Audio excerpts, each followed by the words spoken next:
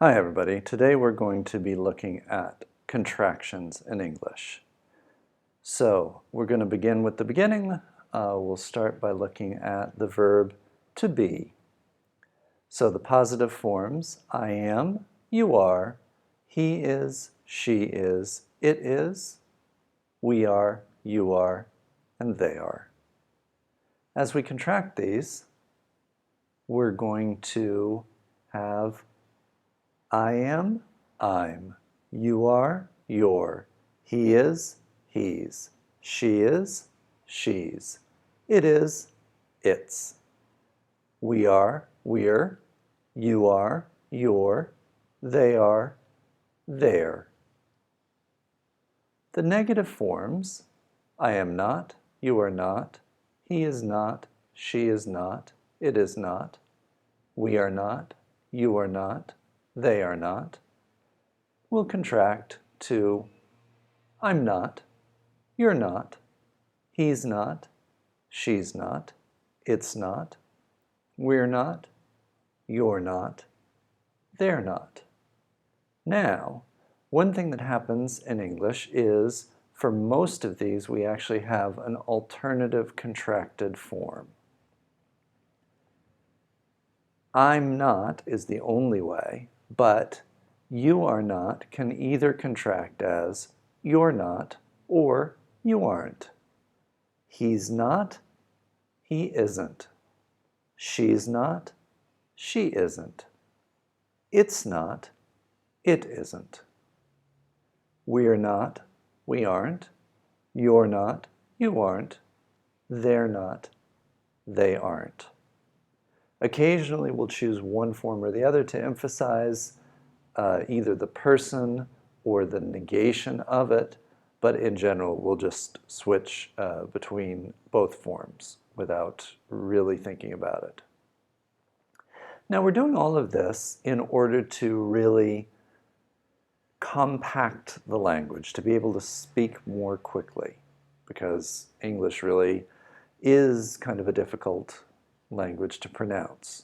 And we have lots of complicated sounds, so as much as we can speed things up, we will. And one of the main ways we'll do this is through contractions. So other common contractions that we'll use, for example, have in the present perfect. Looking at a sentence, I have looked over the budget and it is too high. So we're going to contract that and it's going to become I've looked over the budget and it is too high. Now, there's also another place in here that we want to contract as well. Can you see what it is? Be in the present simple. I've looked over the budget and it is too high will then become I've looked over the budget and it's too high. Some other common contractions are the modal verbs. For example, will and would. I will fly to London tomorrow. I would like to find a good restaurant near the hotel. We're going to contract this. It will become I'll fly to London tomorrow. I'd like to find a good restaurant near the hotel. Let's look at some other common contractions. Many of them are the modal verbs. Cannot, notice that that is one word joined together in the negative form, will become can't. So, they can't come with us to the meeting. Didn't, the contraction for did not. She didn't want to buy the product. Don't you want to speak with him? Doesn't. She doesn't have time to resolve the situation. Hadn't. They hadn't been to this store before today. Hasn't. She hasn't chosen a negotiating strategy yet. Mustn't. You mustn't enter the factory without safety shoes. This is an example where choosing the uncontracted form gives us a significant increase in the severity, the formality. You must not do something is a very formal restriction against doing something. Mustn't is a little softer, a little more casual. Needn't. You needn't worry about your order. Shouldn't. They shouldn't wait to make the purchase. Wasn't. Tom wasn't planning to go with us. Weren't. You weren't at the store when we got there. Let's. Let's go to the meeting now. This last one is what we call an exhortative. It is where we are encouraging people to do something. Let us. Let's. One note. In general, do not use contractions in formal academic writing. Also, don't use them in formal letters, emails, or applications, etc.